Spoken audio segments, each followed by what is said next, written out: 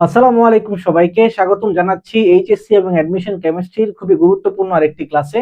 So আজকের ক্লাসে আমরা আলোচনা করব এইচএসসি কেমিস্ট্রি ফার্স্ট পেপার এবং চ্যাপ্টার নাম্বার 3 অর্থাৎ মৌলের পর্যায়বৃত্ত ধর্ম এবং রাসায়নিক বন্ধনের খুবই সুন্দর একটি টপিক, যেই টপিক থেকে আমাদের বোর্ড কোশ্চেন এবং অ্যাডমিশন দুই জায়গায় অসংখ্যবার এমসিকিউ এবং সিকিউ পর্যন্ত আসতে পারে। ঠিক আছে, তাহলে এই টপিকটার নাম হচ্ছে আমাদের ফাজানের নীতি এবং অসংখ্যবার অলরেডি এসেছে। তোমরা যদি 25 সালের প্রশ্নগুলো একটু ঘেটে দেখো, দেখবো ফাজানের নীতি থেকে বেশ ভালো পরিমাণ প্রশ্ন তোমরা কমন পাবা। ঠিক আছে, সো আমাদের আজকের এই ক্লাসের উদ্দেশ্য থাকবে আমরা ফাজানের নীতি সম্পূর্ণ বেসিকটা বুঝবো, বেসিকটা বুঝে দেন আরো কয়েকটা আমরা কি করব, কিছু আমরা প্রশ্ন দেখবো যেন তোমাদের সব ধরনের বোর্ড কোশ্চেন একদম তোমাদের কাছে কি হয়ে যায়, একদম কমন হয়ে যায়। ঠিক আছে, তাহলে চলো আমরা শুরু করি। ফাজানের নীতি, এই ফাজানের নীতি টপিকটা বুঝতে হলে তোমার প্রথমত এই তিনটা হচ্ছে আমার ফাজানের শর্ত। ফাজানের শর্ত, ফাজানের শর্ত অনুযায়ী মনে করো তুমি দুইটা যৌগ নিয়ে কথা বলতেছো। মনে করো একটা যৌগ হচ্ছে এ আর একটা যৌগ হচ্ছে বি। এই দুটো যৌগ নিয়ে আমি কথা বলতেছি। ঠিক আছে, মনে করো জাস্ট যৌগ। আচ্ছা, তাইলে বিজ্ঞানী ফাজান বলছে যে আমার এই যে যৌগের ক্ষেত্রে ক্যাটায়নের আকার কম হবে। এক নম্বর শর্ত কি বলছি? ক্যাটায়নের আকার কম হতে হবে। দুই নম্বর শর্ত অ্যানায়নের আকার বেশি হতে হবে। অ্যানায়নের আকার বেশি হতে হবে। কিভাবে মনে রাখবা? ক্যাটায়ন ক দিয়ে কম ক দিয়ে। ঠিক আছে, দ্যাট মিন্স ক্যাটায়নের আকার ছোট হতে হবে বা কম হতে হবে, আর অ্যানায়নের আকার কি হতে হবে? বেশি হতে হবে, মানে বড় হতে হবে, এবং যার চার্জ বেশি হবে। এই তিনটা হচ্ছে কি শর্ত, বুঝতে পারছো?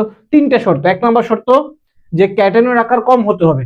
দুই নম্বর শর্ত অ্যানায়নের আকার বড় হতে হবে।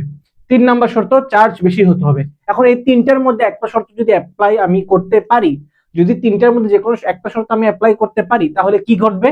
তাহলে যেই যৌগের ক্ষেত্রে এই তিনটার যে কোনো একটা শর্ত আমি অ্যাপ্লাই করতে পারবো, যেই যৌগের ক্ষেত্রে অ্যাপ্লাই করতে পারবো, এই যে এ অথবা বি, যে যৌগের ক্ষেত্রে অ্যাপ্লাই করতে পারবো ওই যৌগের পোলারায়ন বেশি হবে। পোলারায়ন কি হবে? বেশি হবে। সমযোজী বৈশিষ্ট্য হবে বেশি। সমযোজী বৈশিষ্ট্য হবে কি? বেশি। রঙিন হবে বেশি। রঙিন হওয়ার চান্স হবে কি? বেশি। বুঝতে পারছো? তাহলে কি বললাম, যে এই তিনটার মধ্যে যখনই দেখবো আমরা যে কোনো একটা শর্ত যদি আমরা অ্যাপ্লাই করতে পারি, যে যৌগের ক্ষেত্রে এটা অ্যাপ্লাই হবে সেই যৌগের পোলারায়ন হবে বেশি, সমযোজী বৈশিষ্ট্য হবে বেশি, রঙিন হবে বেশি। এখন যদি একটু ঝামেলা মনে হয়, একটু তোমরা ওয়েট করো, ভিডিওটা শেষ পর্যন্ত দেখো। যখন আমরা উদাহরণ নিয়ে প্র্যাকটিস করবো একদম ক্লিয়ার হয়ে যাবে। ঠিক আছে, তাহলে কি বললাম? পোলারায়ন হবে বেশি, ওই যৌগের সমযোজী বৈশিষ্ট্য হবে বেশি, রঙিন হওয়ার চান্স হবে কি? বেশি। তাহলে এগুলো যদি বেশি হয়, এই যে এগুলো হবে কম। সমযোজী বৈশিষ্ট্য যদি বেশি হয় তখন আয়নিক বৈশিষ্ট্য কি হবে? কম হয়ে যাবে।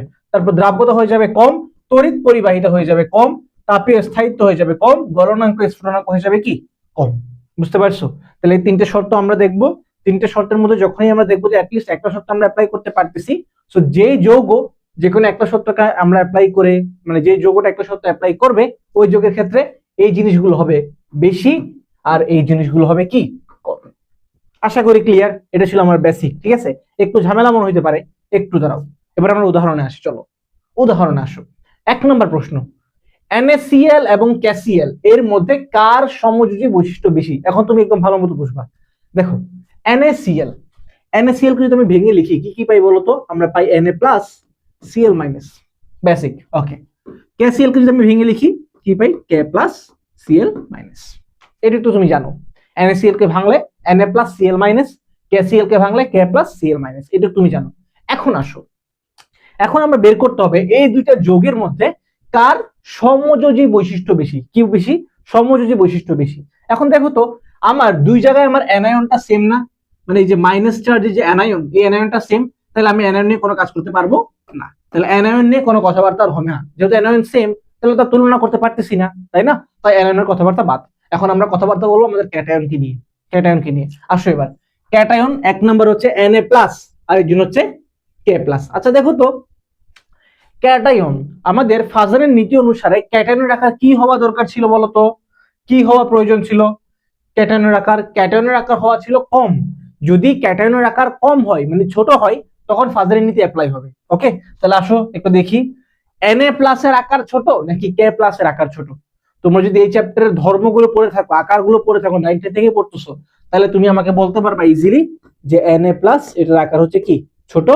সরি, এটার আকার হচ্ছে ছোট, আর K+ এর আকার কি হবে? বড়। এটুকু কি বুঝছো?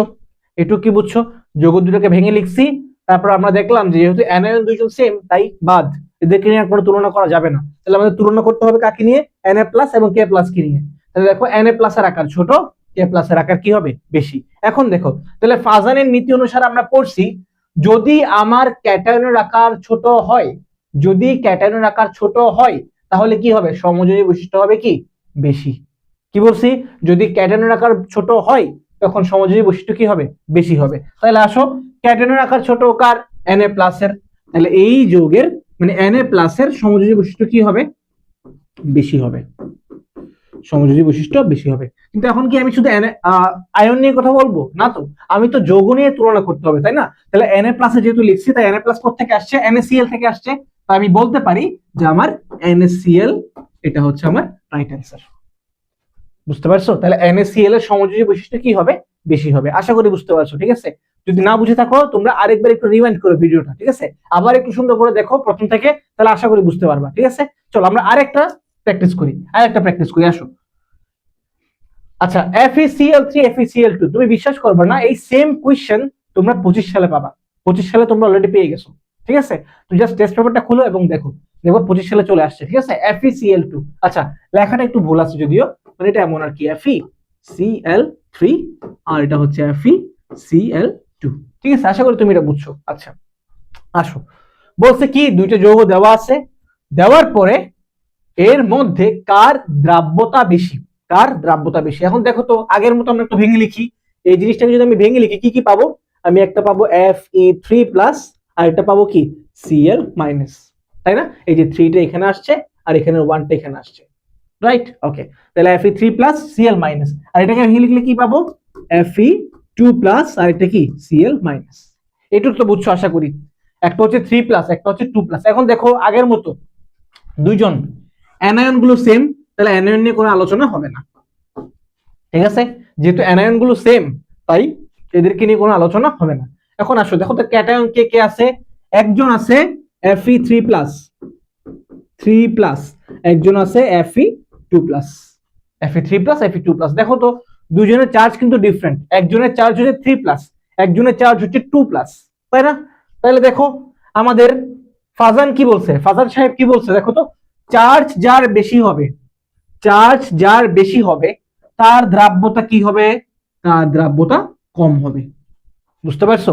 চার্জ যার বেশি হবে দ্রাব্যতা তার কি হবে? কম হবে। এবার আসো, চার্জ বেশি কার? চার্জ বেশি কার? এই যে Fe3+ এর চার্জ বেশি।